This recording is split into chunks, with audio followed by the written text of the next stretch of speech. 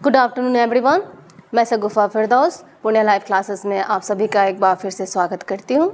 बच्चों, हम लोगों ने अपने पिछले क्लास में पोषण के बारे में पढ़ा था, जिसमें मैंने आपको बताया है कि पोषण के कितने प्रकार होते हैं, पोषण क्या है। इसके अलावा हमने देखा था कि जो प्राणी समभोजी पोषण के चरण, मानव में पोषण और अमीबा में पोषण हम लोग देख चुके हैं। आज कुछ एक पॉइंट्स जो हैं हमारे बच गए थे, उसकी मैं चर्चा करूंगी आपके साथ, और उसके बाद फोटोसिंथेसिस यानी कि स्वपोषण के बारे में बात करेंगे हम लोग। ठीक है, तो आज हमारा पोषण का जो है यह चौथा लेक्चर होगा और चौथा के साथ ये आखिरी भी होगा। तो देखिए, ये चीज़ें जो है हमारी, जब हमने बात की थी मानव में पोषण की, तो मैंने आपको पूरा का पूरा मानव पाचन तंत्र के बारे में बता दिया था। ठीक है, इसके अलावा मैंने पाचन ग्रंथि के बारे में भी आपके साथ चर्चा कर ली थी। तो आज हम देख लेते हैं कि मनुष्य में जो दांत हैं, जो कि हमारे पाचन की प्रक्रिया में एक महत्वपूर्ण भूमिका निभाते हैं। तो दांत कहाँ हैं, आप सबको जानते हैं कि जो बक्कल कवैटी है, जिसे हम मुख गुहा के नाम से भी जानते हैं, दांत पाया जाता है। ये दांत जो है भोजन के पाचन में क्या भूमिका निभाते हैं। देखें, दांत भोजन को काटने का, चीरने का, पीसने का, तोड़ने का काम करते हैं, जिससे कि भोजन की जो पाचन की प्रक्रिया होती है यह सरल हो जाती है। ठीक है, तो ये बड़े बड़े भोजन के टुकड़ों को छोटे छोटे टुकड़ों में तोड़ने का काम करता है। मनुष्य या अन्य जानवरों को भोजन को खाने में मदद करता है। तो हम मनुष्य के दांतों के बारे में देखते हैं कि मनुष्य में कितने दांत होते हैं। तो आप जानते हैं कि एक वयस्क मनुष्य में जो दांतों की संख्या होती है वह 32 होती है। तो इसको आप याद रखेंगे कितने नंबर के लिए, 1 नंबर का जो ऑब्जेक्टिव का क्वेश्चन होगा आपका, उसके लिए आपको याद रखना है कि मनुष्य में दांतों की संख्या 32 होती है। तो ये क्वेश्चन कहाँ आएगा, बहुवैकल्पिक में आज से पूछा जा सकता है। ठीक है, फिर दूसरा आता है कि अब देखो, जब आप छोटे थे तो क्या आपके जन्म के साथ ही आपके मुंह में सारे के सारे दांत आ गए थे? नहीं, कुछ समय के बाद, आपको अपना याद नहीं होगा लेकिन अपने आसपास के जो बच्चे छोटे, आप उनको देखते होंगे, तो आपने देखा होगा कि बच्चा जब 6 महीने का हो जाता है, उसके बाद छोटे छोटे उसके दांत निकलना शुरू होते हैं। ठीक, और ये दांत निकलते हैं, कुछ समय बाद फिर यही दांत टूट जाते हैं और उनकी जगह पे फिर नए दांत आते हैं। ठीक है, तो मनुष्य में 2 बार दांत निकलते हैं। ठीक है, तो क्या हो जाएगा यहाँ पे, आप अगर पूछा जाए कि मनुष्य में दांत कितने बार निकलते हैं या विकसित होते हैं, तो यह 2 चरणों में या 2 बार निकलते हैं। ठीक है, तो पहला चरण, जो पहली बार जो हमारा 6 महीने के बाद 1 से 2 साल की उम्र तक जो दांत निकलते हैं, उनकी संख्या जो होती है 20 होती है। ठीक है, और इस 20 दांतों को हम दूध का दांत कहते हैं। ठीक, तो याद रखेंगे कि दूध का दांत किसे कहेंगे, जो पहले चरण में विकसित 20 दांत हैं वो दूध के दांत कहलाते हैं, और यह दांत अस्थायी होते हैं। मतलब कि यह एक बार होने के बाद टूट जाएंगे और इनके जगह पर पुनः नए दांत निकल आते हैं। ठीक है, तो अब देखिए, जो 20 दांत हैं हमारे दूध के दांत होंगे। ठीक, तो ये दांत कब निकलते हैं, 6 से 24 माह।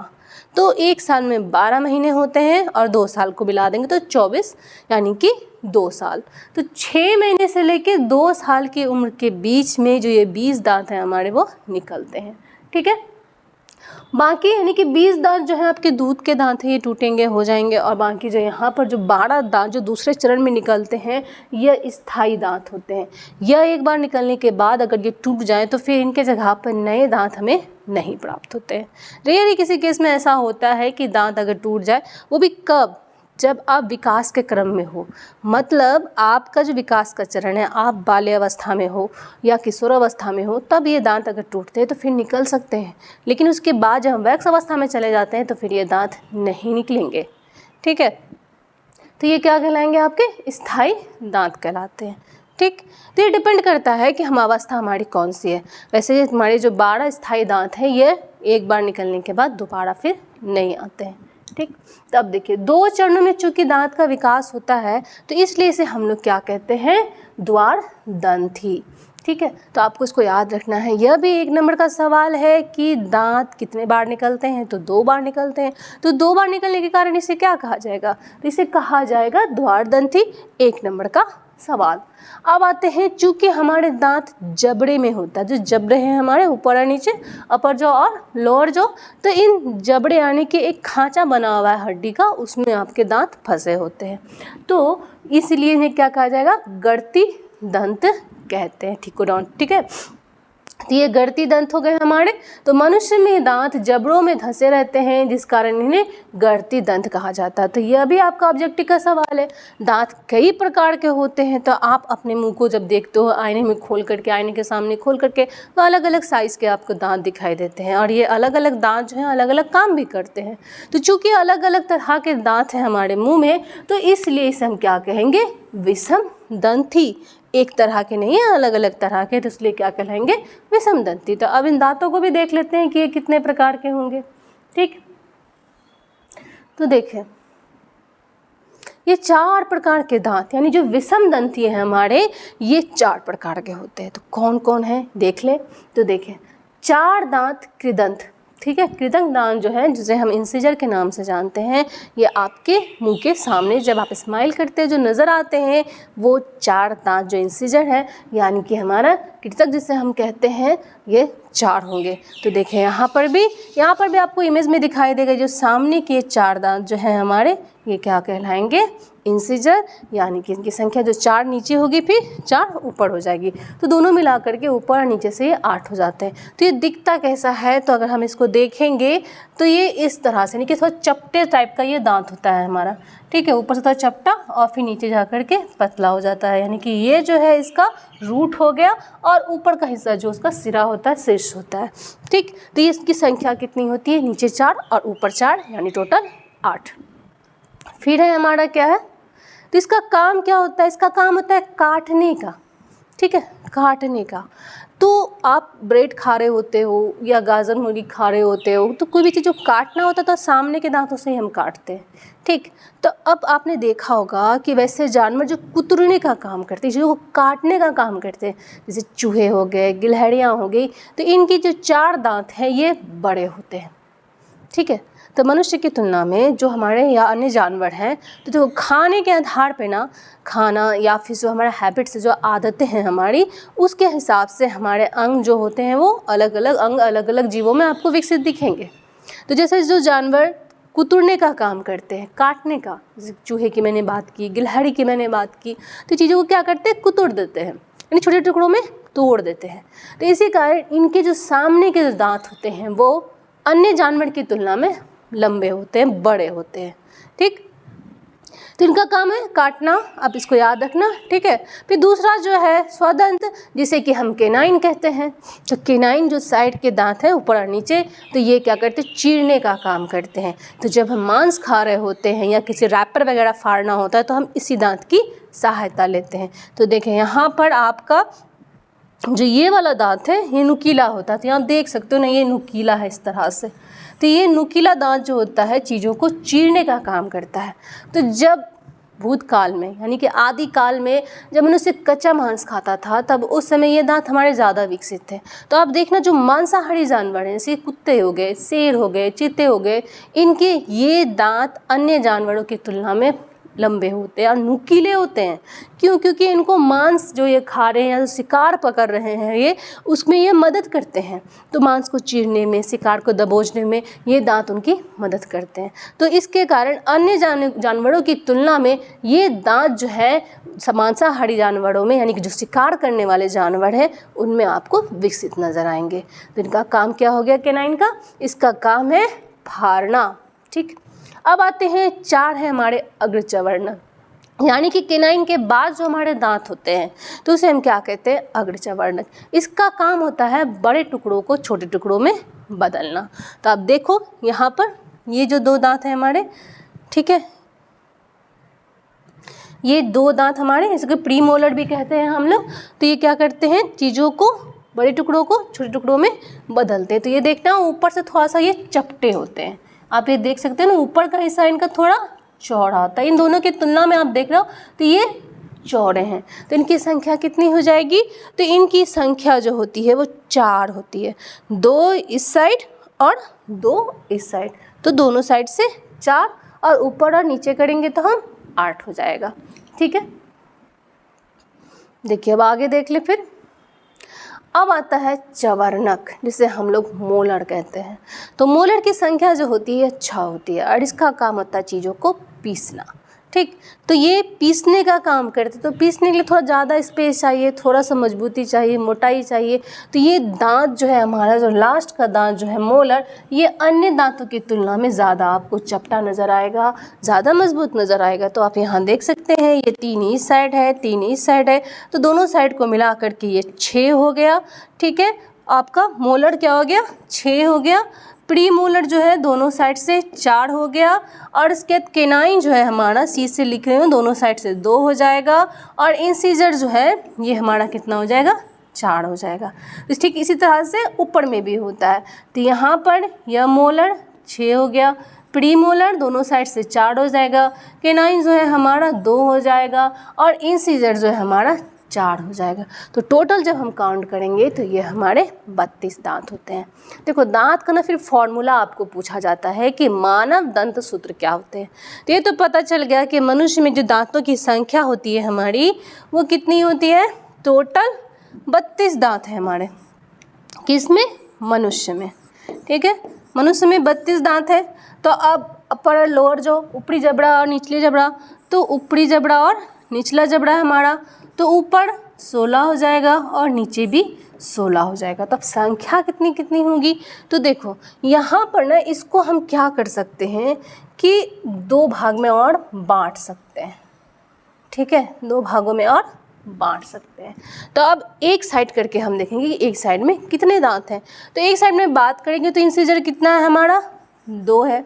उसके बाद क्या, केनाइन कितने हैं, 1 है।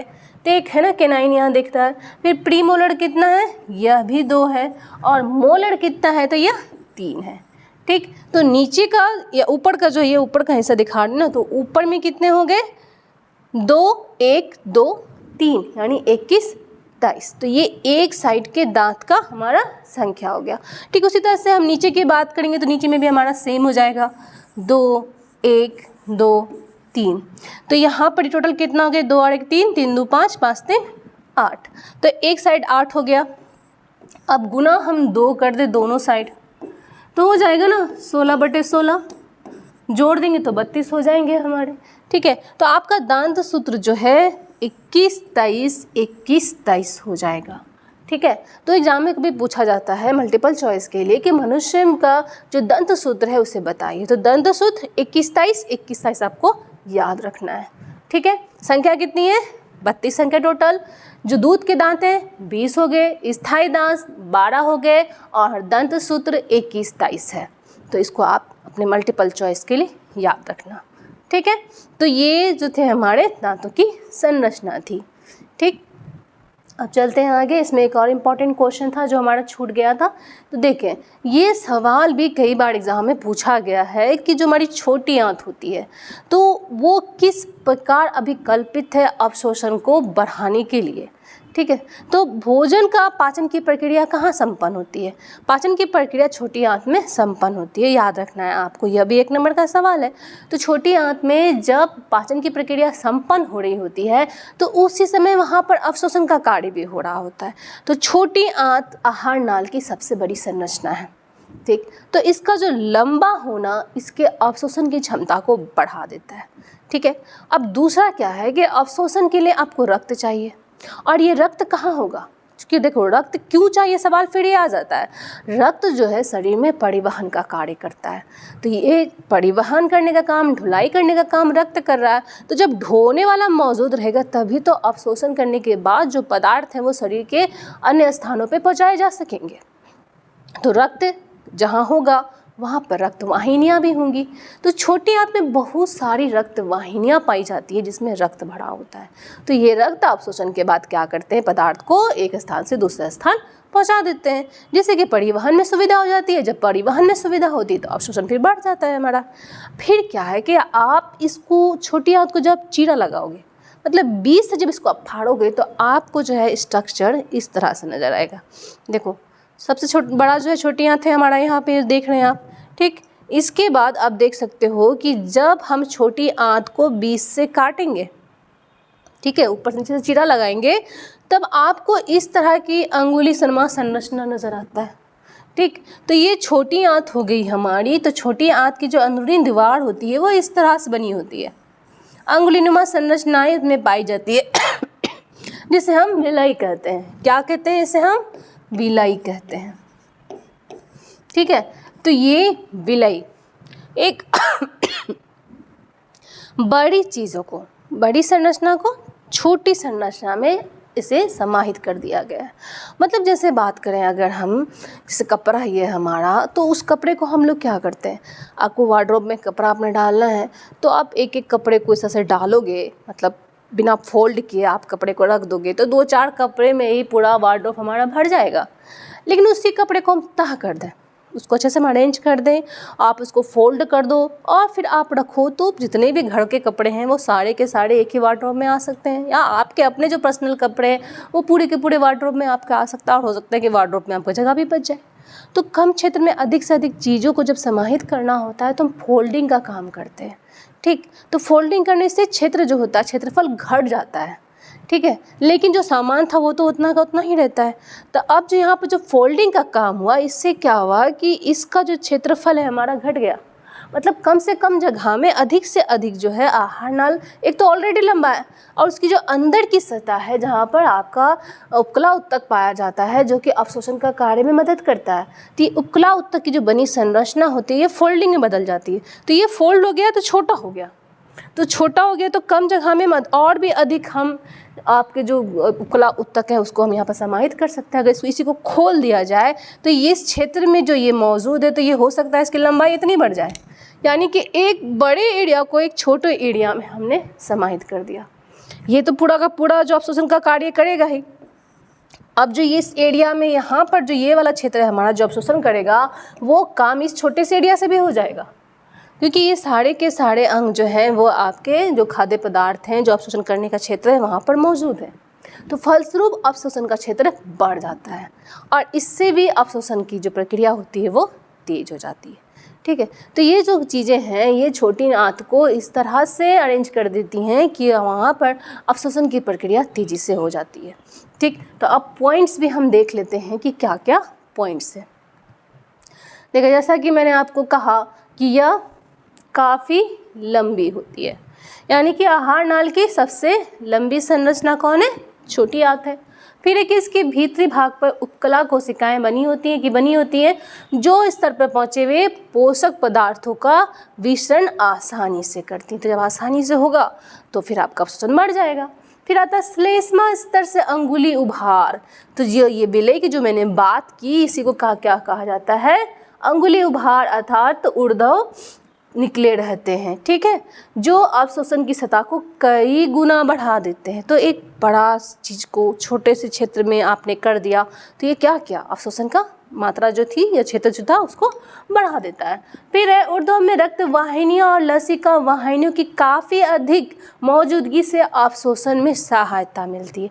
तो देखो इस पिक्चर को जब आप देखोगे ना बड़ा करके तो आपको यहाँ पर नज़र आएगा रक्त वाहिनियाँ।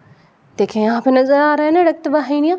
तो जब रक्त वाहिनियाँ हैं तो जाहिर सी बात है कि उसमें रक्त भी होगा, तो ये रक्त रहेंगे तो फिर हमारा परिवहन का कार्य तेज़ी से होगा, और जब परिवहन तेज़ी से होगा तो अवशोषण भी ऑटोमेटिक क्या हो जाएगा? बढ़ जाएगा हमारा। तो ये 3 नंबर के सवाल के लिए भी आता है, कभी कभी ये 5 नंबर में पूछा जा सकता है। तो छोटा हो बड़ा हो क्वेश्चन जैसा भी हो, जब हम इस पॉइंट्स को याद रखेंगे तो फिर हम आंसर भी अपना लिख लेंगे तो हमें आसानी से नंबर मिल जाएगा। तो चूंकि एक इम्पॉर्टेंट क्वेश्चन है, कई बार इसको पूछा गया है तो इसलिए मैंने आपको इसे बता दिया। अब चलते हैं हम पादप में पोषण। ठीक है, तो ये हमारा बच गया था, हमने इसे नहीं देखा था। तो आप सब कोई जानते हैं कि पौधे कैसे होते हैं? पौधे स्वपोषण करने वाले होते हैं, यानी कि स्वपोषित, या भोजन के लिए किसी अन्य जीव पर निर्भर नहीं करते। क्यों नहीं करते हैं?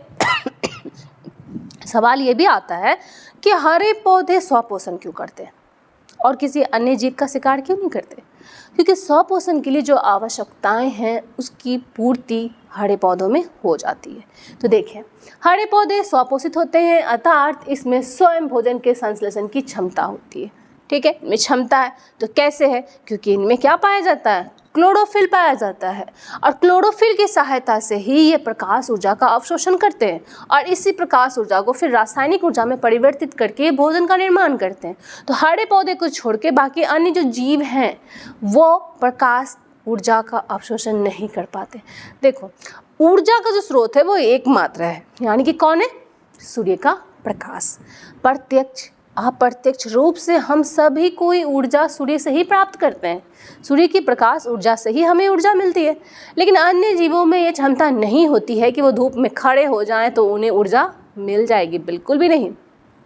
पौधे को छोड़ करके बाकी जीव जो है अप्रत्यक्ष रूप से सूर्य के प्रकाश से प्राप्त ऊर्जा को प्राप्त करते हैं, यानी कि प्रकाश ऊर्जा को रासायनिक ऊर्जा के रूप में अन्य जीव प्राप्त करते हैं। अब कुछ ऐसे बैक्टीरिया वगैरह हैं जिनमें कि जैसे यूग्लिना है हमारा, उसमें क्लोरोफिल पाया जाता है। तो यूग्लिना क्या करता है, जब धूप उपस्थित रहता है, निकला रहता है, तब उस समय यह स्वपोषण करता है, यानी प्रकाश संश्लेषण की काम करता है। लेकिन जब धूप नहीं होता है तब फिर वो क्या करता है, वो परपोषण का काम करने लगता है, यानी भोजन के लिए किसी अन्य जीव पर निर्भर कर जाता है। तो इसी कारण इसे क्या कहते हैं, इसे हम लोग सर्वाहारी के नाम से भी जानते हैं, यानी कि ये दोनों तरह से पोषण करता है, स्वपोषण भी और परपोषण भी करता है। ठीक है, तो वैसे जीव जिसमें क्लोरोफिल पाया जाएगा वो सभी स्वपोषण करेंगे, आपको इसको याद रखना है, क्योंकि उसकी शर्त ही है कि क्लोरोफिल है तभी प्रकाश का अवशोषण हो पाएगा। तो पौधे क्या करते हैं, क्लोरोफिल की सहायता से प्रकाश ऊर्जा को रासायनिक ऊर्जा में परिवर्तित कर देते हैं और इसी कारण पौधे को परावर्तक भी कहा जाता है। तो याद रखना है आपको कि हरे पौधे प्रकाश ऊर्जा को क्लोरोफिल की सहायता से रासायनिक ऊर्जा में परिवर्तित करते हैं और इसी कारण इसे हम क्या कहते हैं, परावर्तक। तो 1 नंबर का सवाल हो सकता है कि निम्नलिखित में से कौन परावर्तक है, तो कौन है, हरे पेड़ पौधे। तो अब देखिए प्रकाश संश्लेषण क्या है, हम उसकी बात करते चलेंगे। तो सूर्य की रोशनी में और क्लोरोफिल की उपस्थिति में जल और कार्बन डाइऑक्साइड द्वारा हरे पौधे कार्बनिक पदार्थ यानी कि कार्बोहाइड्रेट का संश्लेषण कर लेते हैं और इसी प्रक्रिया को हम क्या कहते हैं, प्रकाश संश्लेषण कहते हैं। तो 2 नंबर का अक्सर सवाल पूछा जाता है कि प्रकाश संश्लेषण क्या है। तो आप आसान शब्दों में, अपने शब्दों में लिख सकते हो कि सूर्य के प्रकाश की उपस्थिति में क्लोरोफिल की सहायता से जब हरे पेड़ पौधे जल और कार्बन डाइऑक्साइड के द्वारा कार्बोहाइड्रेट का निर्माण करते हैं, यह प्रक्रिया प्रकाश संश्लेषण कहलाती है। ठीक, तो 2 नंबर का सवाल फिर हमारा सॉल्व हो गया। अब देखिए इसमें होता है क्या, जो मैं आपको बता चुकी हूँ ऑलरेडी, कि प्रकाश संश्लेषण के दौरान सूर्य से प्राप्त प्रकाश ऊर्जा को क्या किया जाता है, रासायनिक ऊर्जा में परिवर्तित कर दिया जाता है और यही रासायनिक ऊर्जा जो होती है कार्बोहाइड्रेट यानी शर्करा अणु के रूप में संचित हो जाती है। ठीक, तो यहाँ पर फिर 1 नंबर का सवाल है हमारा कि जो रासायनिक ऊर्जा है वो किस रूप में संचित होगी, तो कार्बोहाइड्रेट आप कह सकते हो, शर्करा आप कह सकते हो, तो रूप में वो संचित हो जाएगा। प्रकाश संश्लेषण अपने आप में एक एकल प्रक्रिया है। ठीक है, याद रखना है कैसी प्रक्रिया, एकल प्रक्रिया है जिसके द्वारा सौर ऊर्जा को कार्बनिक पदार्थ में संचित कर दिया जाता है। ठीक है, किस में संचित किया जाएगा, कार्बोहाइड्रेट में। प्रकाश संश्लेषण की क्रिया केवल हरे पौधे में होती है क्योंकि इन्हीं पौधों में प्रकाश संश्लेषण के लिए आवश्यक याद रखना है कि क्या है, तो यह है हरे वर्णक अर्थात क्लोरोफिल। क्लोरोफिल क्या है, हरे रंग का वर्णक है। ठीक, अब ये मिलेगा कहाँ, तो ये मिलता है क्लोरोप्लास्ट के अंदर। ठीक है, क्लोरोप्लास्ट यानी कि हरित लवक। याद रखना है क्लोरोप्लास्ट को क्या हम कहते हैं, हरित लवक। और इसी हरित लवक के अंदर पाया जाता है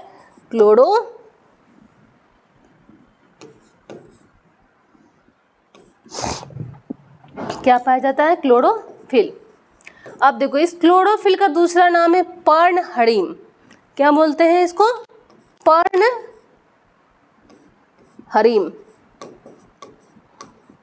ठीक, तो पर्णहरिम क्या है, हरे रंग का वर्णक, हरे रंग का वर्णक।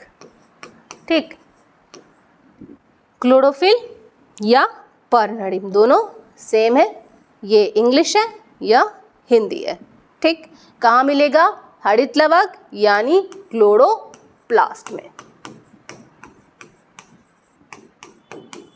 ठीक है, कहाँ मिलेगा, क्लोरोप्लास्ट में।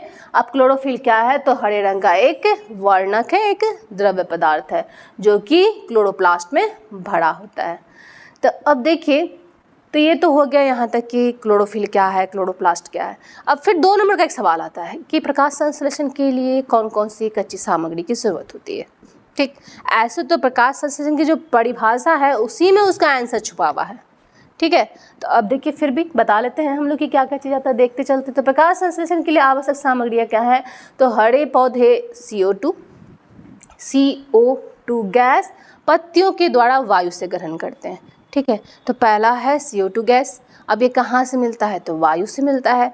यह भी एक सवाल हो गया आपका, क्योंकि पूछा जाता है कि कच्चे पदार्थ कहाँ कहाँ से प्राप्त करते हैं। ठीक है, तो CO2 वायु से, कौन लेगा, हरी पत्तियाँ। फिर आता है जल, मिट्टी से अवशोषित किया जाता है। तो जल है तो जल में खनिज लवण घुला होगा, तो CO2 आपका वायु से पौधे ले लेंगे पत्तियों के द्वारा, और जड़ की सहायता से खनिज लवण और जल मिट्टी से प्राप्त करते हैं। तो यहाँ पर आपके फिर 2 नंबर का सवाल जो है वो पूरा हो जाता है। अब आते हैं प्रकाश संश्लेषण के फिर बारे में देख लीजिए। अब देखो, प्रकाश संश्लेषण तो हो गया कि क्या है प्रकाश संश्लेषण। 2 नंबर का सवाल रहेगा कि प्रकाश संश्लेषण क्या है, तो परिभाषा बहुत बार हम लोग जानते हुए भी नहीं लिख पाते हैं। तो आप इसको अच्छे से समझ लेना कि ये 2 नंबर का सवाल के लिए तो ये पूछा ही जाता है, और कभी कभी इसको 5 नंबर के सवाल के साथ भी पूछ दिया जाता है। ठीक, तो सवाल के अकॉर्डिंग तो जवाब हमको देना ही देना है। ठीक है, तो अब इसमें बहुत सारे ऑब्जेक्टिव सवाल भी छुपे होते हैं, तो उसी ऑब्जेक्टिव को मैंने यहाँ पर लिया है कि प्रकाश संश्लेषण के दौरान ऑक्सीजन उपजात के रूप में उत्पन्न होता है। इसका मुख्य उत्पाद क्या है, प्रकाश संश्लेषण की जो प्रक्रिया होती है जिसमें हमारा ऑक्सीजन बनता है और क्या बनता है, कार्बोहाइड्रेट बनता है। कार्बोहाइड्रेट उसका मुख्य उत्पाद है। कार्बोहाइड्रेट क्या है, मुख्य उत्पाद है। क्या है, कार्बोहाइड्रेट। ठीक, मुख्य उत्पाद क्या हो गया, कार्बोहाइड्रेट, क्योंकि इसका मुख्य उद्देश्य क्या है, भोजन का निर्माण करना। बाकी जो सेकेंडरी चीज़ है हमारा जो ऑक्सीजन बन रहा है बनाना प्रकाश संश्लेषण का उद्देश्य नहीं है। प्रकाश संश्लेषण का उद्देश्य है भोजन का निर्माण करना, और यही भोजन निर्माण जो है, कौन सा भोजन बन रहा है, कार्बोहाइड्रेट बन रहा है। तो प्रकाश संश्लेषण के द्वारा जो मुख्य उत्पाद बनेगा वो है कार्बोहाइड्रेट। कार्बोहाइड्रेट के साथ बनता है O2, तो ये उसका क्या है, उतोत्पाद कह सकते हैं, या द्वितीय उत्पाद के नाम से भी, या उपजात उत्पाद के नाम से भी। जैसे हम लिखा है ना उपजात, तो उपजात के रूप में क्या निकलता है, ऑक्सीजन। तो यह भी आपके 1 नंबर के सवाल के लिए पूछा जाता है, मुख्य उत्पाद क्या है और उपजात क्या है। ठीक है, तो अब ये क्या चला जाता है, आपका वायुमंडल में चला जाएगा। ठीक है, अभी देखो एक चीज़ और क्वेश्चन कभी कभी आ जाता है या मन में हमारे सवाल आता है कि पौधे जो है सांस में क्या लेते हैं। तो अक्सर बच्चे बोलते हैं कि पौधे सांस में CO2 गैस को लेते हैं, बिल्कुल भी नहीं लेते हैं। ये क्या करते हैं, सिर्फ प्रकाश संश्लेषण के लिए ही ये CO2 को यानी कि कार्बन डाइऑक्साइड गैस को ग्रहण करते हैं वायुमंडल से। तो चूंकि दिन के समय में श्वसन की प्रक्रिया तो हमारी एनी टाइम चल रही होती, दिन हो कि रात हो इससे मतलब नहीं होता, लेकिन प्रकाश संश्लेषण के लिए प्रकाश का होना ज़रूरी है। तो ये प्रकाश कब है, दिन में, तो इसका मतलब दिन के समय में ही हमारा जो फोटोसिंथेसिस यानी प्रकाश संश्लेषण की प्रक्रिया पूरी होगी। ठीक है, और प्रकाश संश्लेषण के लिए क्या चाहिए, कार्बन डाइऑक्साइड गैस चाहिए। ठीक, और कार्बन डाइऑक्साइड गैस की सहायता से पौधा क्या कर रहा है, कार्बोहाइड्रेट प्लस ऑक्सीजन बना रहा है। ठीक है, तो ये 2 चीज़ें तो पता चली कि कार्बन डाइऑक्साइड गैस जो है वो फोटोसिंथेसिस के लिए चाहिए, और फोटोसिंथेसिस के फलस्वरूप बन रहा है कार्बोहाइड्रेट प्लस ऑक्सीजन।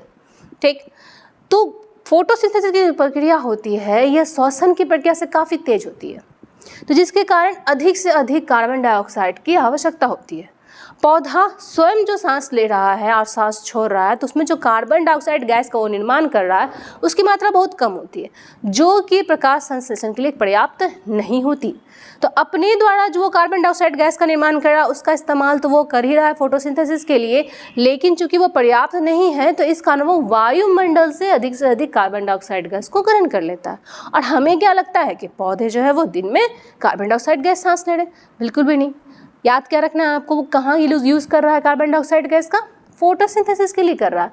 फिर सवाल आता है कि पौधा फिर सांस में क्या ले रहा है, जब वो खुद बना रहा है O2 को, कब बना रहा है? फोटोसिंथेसिस के दौरान। तो फोटोसिंथेसिस में जब वो कार्बोहाइड्रेट को बना रहा है तो प्लस ऑक्सीजन भी तो बना रहा है ना। तो उस ऑक्सीजन को जब मेरे घर में खुद उत्पाद हो रहा है, मैं खुद उस चीज़ का निर्माण कर रही हूँ, जैसे आप सब्जी ही घर में उगा रहे हो, तो क्या आप सब्जी मार्केट से खरीदने जाओगे? नहीं ना। आपके घर में आपने मिर्ची लगाई है या कुछ भी सब्जी के रूप में आपने अपना किचन गार्डन में लगाया हुआ है, तो आपके घर में ऑलरेडी है, तो आप मार्केट से लेने तो नहीं जाओगे। जब घर में ख़त्म होगा तभी तो मार्केट से लेने जाओगे ना। तो ठीक पौधा भी वही काम करता है। जब वो स्वयं उसके घर में ऑक्सीजन बन रहा है तो वो क्यों वातावरण से लेगा? बिल्कुल नहीं लेगा। वो क्या करेगा कि इसी ऑक्सीजन का श्वसन में इस्तेमाल कर लेगा। अब जो अतिरिक्त हो जाता है, यानी हमारे उपयोग के बाद जो चीज़ें बच जाती है, तो हम उसको क्या करते हैं? किसी और को दे देते हैं। या किसान जो होते हैं, जितने भी फसल उगाते हैं, तो वो सारे के सारे फसल स्वयं तो नहीं खाते। अपने घर में जितनी आवश्यकता होती है उसको रखने के बाद बाकी को क्या करते हैं? वो मार्केट में बेच देते हैं। तो ठीक वैसे ही पौधा भी करता है। जितनी आवश्यकता होती है ऑक्सीजन की वो सांस में ले लेता है, बाकी जो बचता है उसको वातावरण में मुक्त कर देता है। तो इसलिए हमें लगता है कि दिन के समय पौधा क्या कर रहे हैं? CO2 को सांस में ले रहे हैं और O2 को छोड़ रहे हैं। नहीं। अब रात में इसका उल्टा हो जाता है। रात में चूंकि वो निर्माण नहीं कर रहा है, किसका? O2 का। और CO2 की उसकी आवश्यकता नहीं है उसको, क्योंकि प्रकाश संश्लेषण हो नहीं रहा है। तो इसलिए रात में जो श्वसन के दौरान में CO2 बनता है उसको वो वातावरण में छोड़ देता है, क्योंकि अभी प्रकाश संश्लेषण होगा नहीं तो उसे उसकी आवश्यकता नहीं है। ठीक। तो इसलिए श्वसन के दौरान जो CO2 बनता है उसको वो वातावरण में मुक्त कर दिया। अब चूंकि वो स्वयं O2 का निर्माण नहीं कर रहा, ऑक्सीजन नहीं बना रहा है, तो उसे सांस लेने की जो ऑक्सीजन चाहिए तो वो वातावरण से ले लेता है। तो हम सोचने लगते हैं कि दिन में वो CO2 ले रहा है, रात में O2 ले रहा है। नहीं, ऐसा बिल्कुल नहीं होता। कोई भी जीव जो है वो श्वसन में सांस लेने में, यानी श्वसन की जो प्रक्रिया होती है उसके लिए उसको ऑक्सीजन की ही आवश्यकता होती है, और श्वसन के दौरान CO2 का ही निर्माण होता है। ठीक है। तो जो बाकी जीव चूँकि इसका उपयोग नहीं करते हैं तो वातावरण में मुक्त कर देते हैं, और पौधे इसका इस्तेमाल प्रकाश संश्लेषण के दौरान कर लेते हैं। तो अब आपको समझ में आ गया होगा, चूँकि पौधे रात के समय में ऑक्सीजन का निर्माण नहीं करते हैं तो ये सांस में क्या करते हैं? वातावरण से ऑक्सीजन ले लेते हैं। तो जहाँ पर भी पौधे हैं तो वहाँ पर दिन की तुलना में रात में ऑक्सीजन की मात्रा घट जाएगी। तो इसलिए कहा जाता है कि रात्रि के समय में पौधों के सामने या पेड़ के नीचे नहीं सोना चाहिए। ठीक। अब चलिए, प्रकाश संश्लेषण के कारण क्या बना? तो शर्करा बना, और इसे हम क्या कहते हैं? ग्लूकोज भी कह सकते हैं। तो शर्करा का ही दूसरा नाम क्या है? ग्लूकोज। प्रकाश संश्लेषण की प्रक्रिया फिर देख लेते हैं। प्रकाश संश्लेषण वह क्रिया है जिसके द्वारा हरे पौधे क्लोरोफिल द्वारा अवशोषित सौर ऊर्जा का उपयोग कर कार्बन डाइऑक्साइड गैस, जल से कार्बनिक पदार्थ यानी कार्बोहाइड्रेट का निर्माण करते हैं और उपजात के रूप में ऑक्सीजन उत्पन्न करते हैं। तो ये जो है हमारा प्रकाश संश्लेषण की परिभाषा है। ठीक है। तो ये क्या है? हमारी प्रकाश संश्लेषण की परिभाषा, इसको आप याद रख लेना। अब इसी, चूँकि जब परिभाषा हम लिखेंगे तो समीकरण भी लिखेंगे, तो ये इसका समीकरण है। तो CO2 बना हमारा, प्लस उसके साथ क्या होता है? H2O जुड़ता है और बनाता है क्या? C6H12 और O6 प्लस O2। तो यहाँ पे ये बैलेंस नहीं है, 6O2 हो जाएगा, फिर यहाँ भी 6 हो जाएगा और यहाँ भी 6 हो जाएगा। तो इस तरह से आपका जो है वो फोटोसिंथेसिस की जो प्रक्रिया है वो पूरी हो जाती है। देखिए, अब इसके जो चरण हैं हमारे, प्रकाश संश्लेषण होता कैसे है? तो ये कई चरणों में पूरा होता है। ठीक है। अभी तक तो बात किया कि प्रकाश संश्लेषण था क्या, हो रहा था कैसे, या उसके लिए क्या क्या चीज़ों की आवश्यकता होती है, उसके दौरान क्या क्या बनता है, ये तो हमने बातें कर ली। अब ये कितने चरणों में हो रहा है, इसका स्टेप क्या है, ये भी देखते चलते हैं। तो ये जो है मुख्य 3 चरणों में पूरा होता है। ठीक। पहला क्या है कि क्लोरोफिल के द्वारा सौर ऊर्जा का अवशोषण किया जाता है।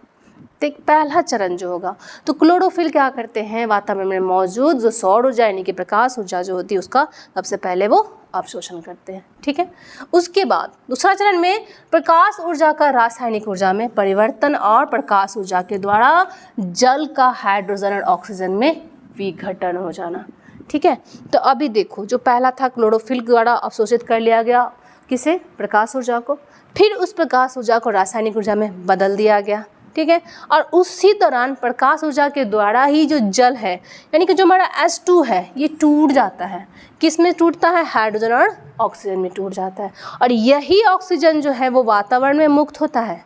ठीक है। सवाल ये भी आता है प्रकाश संश्लेषण के दौरान O2 का निर्माण किसके द्वारा होता है, तो जल के विखंडन के फलस्वरूप O2 का निर्माण होता है। और ये जो हाइड्रोजन है ये चला जाता है कार्बोहाइड्रेट के निर्माण में। ठीक है, तो अब फिर क्या, रासायनिक ऊर्जा का उपयोग कर हाइड्रोजन द्वारा कार्बन डाइऑक्साइड के अपचयन यानी कि रिडक्शन के द्वारा ग्लूकोज का निर्माण होता है।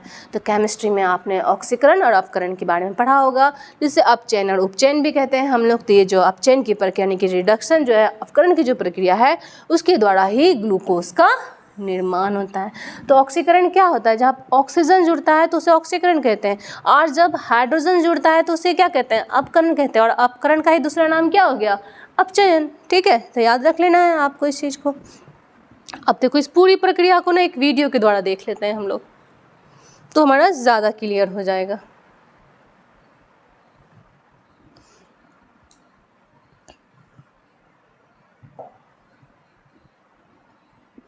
देखिए क्या है, पौधा एक स्वपेशी होता है और प्रकाश संश्लेषण के द्वारा भोजन का निर्माण करता है।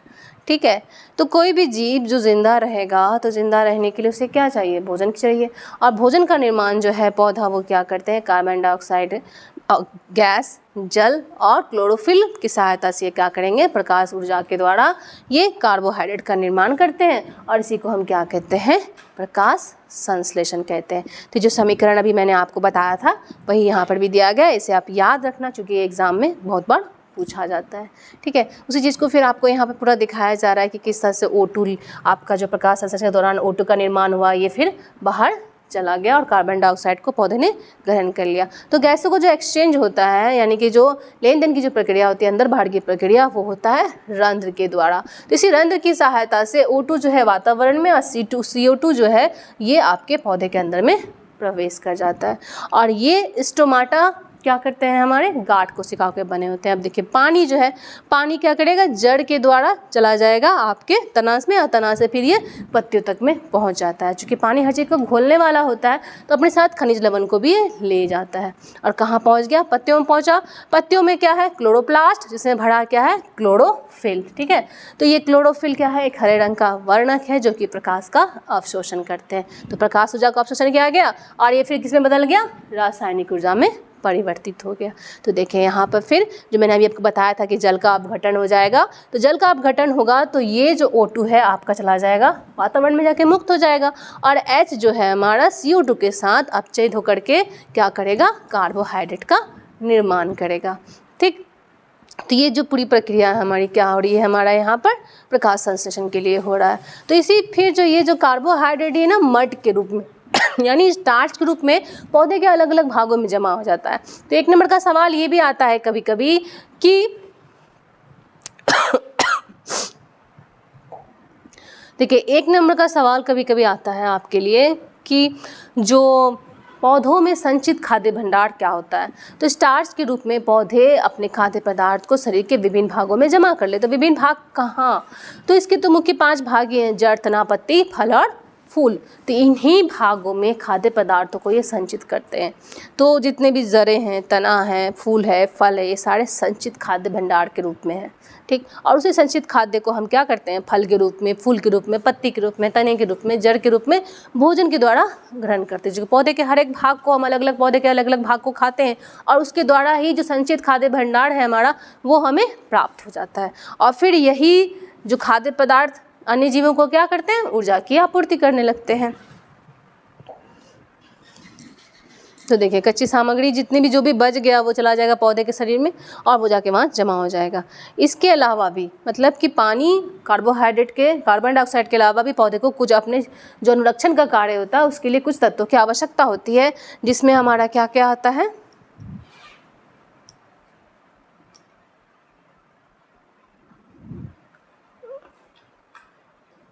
एक बार देख लेते हैं कच्ची सामग्री में क्या क्या आता है। तो देखें कच्ची सामग्री में नाइट्रोजन, फास्फोरस, मैग्नीशियम और लौह तत्व की इसे आवश्यकता होती है जो कि इसके अनुरक्षण में मदद करेंगे। ठीक है। तो अब देखो जो हमारा स्टोमाटा होता है वो इसमें मुख्य भूमिका भी निभाता है, क्योंकि गैसों का आदान प्रदान तो ये करता है, ये साथ के साथ ये जल की हानि को भी रोकने का काम करता है। क्योंकि जब प्रकाश संश्लेषण की प्रक्रिया हो रही होती है तो उस समय क्या होता है, स्टोमाटा के लगातार खुलने और बंद होने के कारण वाष्प उत्सर्जन की भी प्रक्रिया होती है, जिससे कि जल की हानि होने लगती है। तो उस हानि को रोकने के लिए पौधे के जो हमारा छिद्र होता है उस छिद्र में गाढ़ कोशिकाएं पाई जाती हैं, जिसे द्वार कोशिकाओं को भी हम द्वार कोशिका के नाम से भी जानते हैं। तो इन्हीं द्वार कोशिकाओं में जब पानी भर जाता है तो छिद्र जो है वो खुल जाता है, ठीक है। और छिद्र के खुलने के साथ ही गैसें बाहर या अंदर आ जाती हैं। फिर क्या होता है कि जब वाष्प उत्सर्जन की प्रक्रिया हो जाती है तो वाष्प उत्सर्जन के बाद द्वार कोशिकाएं खाली होकर सिकुड़ जाती है। सिकुड़ने के साथ ही जो उसका छिद्र होता है वो बंद हो जाता है, जिससे कि वाष्प उत्सर्जन की प्रक्रिया जो है हमारी वो नियंत्रित हो जाएगी। तो देखें आप यहाँ पे क्या कि आपका पानी की जो हानि है वो रुक जाएगी, किसके द्वारा, द्वार कोशिकाओं के द्वारा। और ये द्वार कोशिकाएं जो होती हैं ना बीन शेप होती हैं, जिसे हम लोग किडनी के शेप में भी कह सकते हैं। बीन का जो बीज होता है सबको नज़र आ रहा होगा, यह भी 1 नंबर के सवाल के लिए पूछा जाता है कि द्वार कोशिकाओं की आकृति कैसी होती है, तो किडनी के आकार का या सेम के बीज की तरह। तो यहाँ पर जो है हमारी प्रकाश संश्लेषण की जो प्रक्रिया है वो पूरी हुई। तो अब थोड़ा सा और हमारा बच गया है तो उसको भी हम देखते ही चलते हैं कि प्रकाश संश्लेषण की प्रक्रिया कहाँ होती है, ऑब्जेक्टिव के लिए पूछा जाता है। तो यह प्रक्रिया जो होती है आपका हरे लवक यानी कि क्लोरोप्लास्ट में होता है। अब सवाल ये भी आता है कि ये पाया कहाँ जाता है, तो क्लोरोप्लास्ट जो है ऊपरी तथा निचले एपिडर्मिस, किसके निचले और एपिडर्मिस, आपकी जो पत्तियों की निचली और ऊपरी एपिडर्मिस है। तो आप यहाँ देख सकते हो, यहाँ पर एपिडर्मिस लिखा हुआ है अपर, और फिर नीचे आपका लोअर एपिडर्मिस। तो यहाँ पर ये जो मेसोफिल कोशिकाएं होती हैं इसी में पाया जाता है आपका क्लोरोप्लास्ट। तो देख सकते हैं ऊपरी और नीचे एपिडर्मिस में उपस्थित मेसोफिल कोशिकाओं में पाए जाते हैं कौन, क्लोरोप्लास्ट। प्रकाश संश्लेषण प्रायः पौधे में की पत्तियों में होता है। क्यों होता है, क्योंकि पत्तियां चौड़ी होती हैं, बड़ी होती हैं, तो ये आसानी से प्रकाश का अवशोषण कर लेती हैं। तो प्रकाश संश्लेषण की प्रक्रिया जो है, जो भी मैंने आपको 3 चरणों में बताई, उसी को यहाँ पर फिर हम 2 अन्य तरीकों से भी देख सकते हैं। इसको एक डार्क रिएक्शन कहा जाता है और लाइट रिएक्शन कहा जाता है। तो पहला चरण जो होता है ये लाइट रिएक्शन होता है, जिसमें कि प्रकाश की आवश्यकता होती है, यानी कि प्रकाश का अवशोषण, और प्रकाश की सहायता से यानी कि प्रकाश ऊर्जा की सहायता से जल के अणुओं का विखंडन। और दूसरा चरण क्या होता है, जिसमें आपको डार्क प्रतिक्रिया होती है, जिसमें प्रकाश की आवश्यकता नहीं होती है क्योंकि यहाँ पर विखंडन हो चुका होता है, और फिर हाइड्रोजन जो है कार्बन डाइऑक्साइड के अपचयित होकर के क्या करता है, कार्बोहाइड्रेट में बदल जाता है। तो ये है आपका लाइट रिएक्शन जो मैंने आपको बता दिया पहले ही। तो इसमें क्या होगा कि प्रकाश ऊर्जा क्लोरोफिल के द्वारा अवशोषित किया जाता है और उपयोग कर किसका, प्रकाश ऊर्जा का उपयोग करके जल को हाइड्रोजन और ऑक्सीजन में आयनों में तोड़ दिया जाता है। तो यहाँ पे दिखाया गया है, देखें यहाँ पर जल है ये टूट जाता है आयनों में, और उसके बाद आपका हाइड्रोजन और ऑक्सीजन का निर्माण हो जाता है। तो लाइट प्रतिक्रिया में NADP, ठीक है, NADP भी NADPH में परिवर्तित हो जाता है और ऊर्जा का उत्पादन होता है। तो इसके बारे में आप सीनियर क्लास में पढ़ेंगे, अभी आपको उतना नहीं जानना है। अब फिर होता है कि डार्क प्रतिक्रिया। तो इस डार्क प्रतिक्रिया में क्या होता है, इस आपका कार्बोहाइड्रेट का निर्माण होता है। जो हाइड्रोजन का निर्माण हुआ था, हाइड्रोजन आयन का, ये कार्बन डाइऑक्साइड गैस के साथ मिल करके अपचयित हो जाता है और कार्बोहाइड्रेट में परिवर्तित हो जाता है। तो ये प्रक्रिया जो होती है एक लंबी होती है, साइक्लिक प्रक्रिया होती है, मतलब एक सर्कल के रूप में चलता है, जैसे हम लोग क्या कहते हैं, कैल्विन साइकिल कहते हैं, ठीक। तो ये आप याद रखना कि श्रृंखलाबद्ध प्रतिक्रिया होगी, जैसे हम कैल्विन साइकिल कहते हैं तो डार्क रिएक्शन में। तो ये आपको हो सकता है ऑब्जेक्टिव में पूछा जाए। तो ये हमारा अंतिम है। अब तो यहाँ देख लें, प्रकाश संश्लेषण को कुछ कारक जो होते हैं वो प्रभावित करते हैं। अब देखो कभी कभी जैसे कि प्रकाश संश्लेषण की ज़रूरत क्या है, प्रकाश की ज़रूरत है, पानी की ज़रूरत है, कार्बन डाइऑक्साइड की ज़रूरत है, उसके बाद हमें और क्या क्या आवश्यकता होती है, जल और तापमान की भी ज़रूरत होती है। तो इनमें लगेगा कि प्रकाश बहुत ज़्यादा है तो भाई बहुत तेज़ी में हमारा प्रकाश संश्लेषण प्रक्रिया होगी, या पानी बहुत ज़्यादा मिल रहा है तो प्रकाश संश्लेषण तेज़ी से होगा, कार्बन डाइऑक्साइड गैस वातावरण में बहुत ज़्यादा है तो बहुत तेज़ी से होगा, बिल्कुल भी नहीं। कोई भी चीज़ आवश्यकता से अधिक या आवश्यकता से कम होती है तो ये उस क्रिया को प्रभावित करना शुरू कर देती है, ठीक है। तो अगर प्रकाश, देखिए पहला जो है प्रकाश संश्लेषण की दर को, तीव्रता को, ये अनुपातित होता है। तो जैसे जैसे प्रकाश संश्लेषण की दर बढ़ेगी या प्रकाश बढ़ेगा तो वैसे ही उसकी प्रकाश संश्लेषण की प्रक्रिया जो है वो भी आपकी बढ़ती जाएगी। तो जो जो प्रकाश की तीव्रता बढ़ती जाती है प्रकाश संश्लेषण की दर भी बढ़ती जाएगी, ठीक है, इसको याद रखना। तापमान, प्रकाश संश्लेषण की दर तापमान बढ़ने के साथ अधिक होती है, किंतु 40 डिग्री से अधिक होने पर ये घट जाएगी। तापमान बढ़ा 40 डिग्री से अधिक तो ये क्या कर देगा, प्रक्रिया जो है हमारी धीमी हो जाएगी।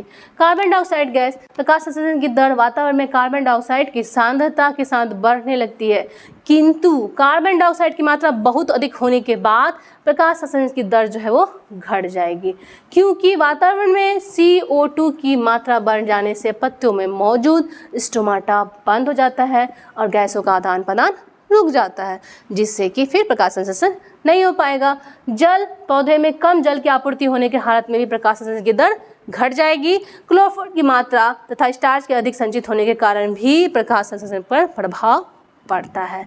तो बच्चों, इसी के साथ ही जो हमारा प्रकाश संश्लेषण था वो खत्म हो गया और हमारा जो न्यूट्रिशन का चैप्टर था यानी जो पोषण था वो पूरा हो गया। तो स्वपोषण परपोषण दोनों ही हमने देख लिया है। अगर आपको कोई डाउट होगा तो कमेंट बॉक्स में आप क्वेश्चन कर सकते हैं।